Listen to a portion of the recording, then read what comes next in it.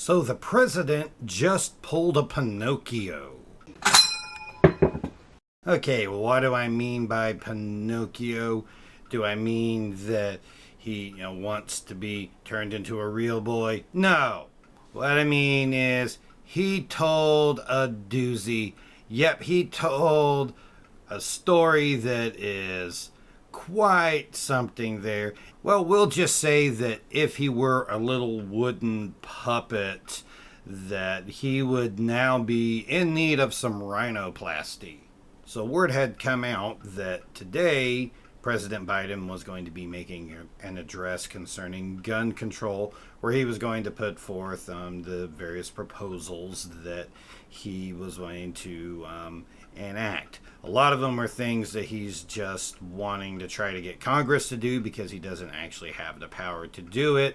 There's some things that he is going to try to do through the ATF, through executive order. The things that this would be concerning would be 80% lowers, pistol ARs, and red flag laws. But there was something that I heard in his little speech that he gave, and it was just something that he said. And so I'm going to play that for you here so you can see exactly what he says here.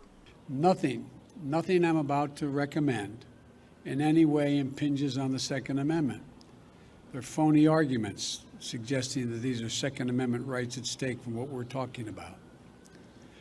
But no amendment to the Constitution is absolute. You can't yell fire in a crowded movie theater. We call it freedom of speech. From the very beginning, you couldn't own any weapon you wanted to own.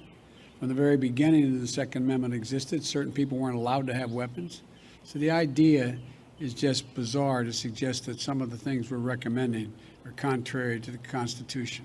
So the basis of his argument is that since these limits existed back when the Constitution was made, that they are still around today and should still be applied in a modern context. The problem with that is that those limits weren't there. When he says that you couldn't own any type of firearm that you wanted, well, that's just patently false. You could own any type of weaponry that there was around at the time, any type of flintlock that you wanted. You could own your own cannons. You could own your own warship if you could afford to do it. I mean, where do you think all the arms came from in the Revolution? Yes, some of them were British arms that they had taken, but a lot of them were just personally owned arms at the time. This is where that all came from. I mean, you could make your own firearms at that point. Firearms were a lot simpler to make. You could make your own. Anyone could do that even before 1776. Under the British law, you could make your own firearms. And so they act like 80% lowers where you're making your own firearm is some crazy new thing that should be illegal, when under his own criteria of looking at what was possible in 1776, it would be legal then and legal now.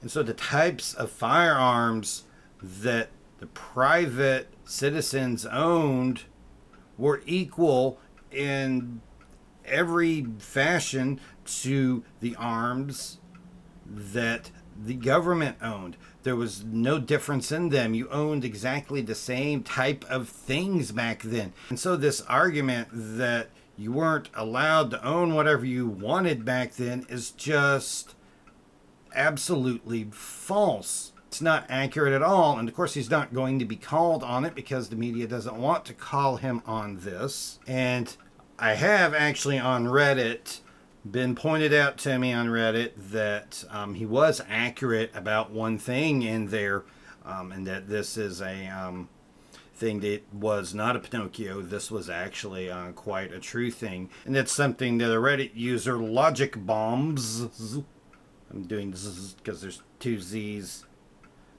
It's something that Logic Bombs has pointed out. there were certain people who weren't allowed to own guns.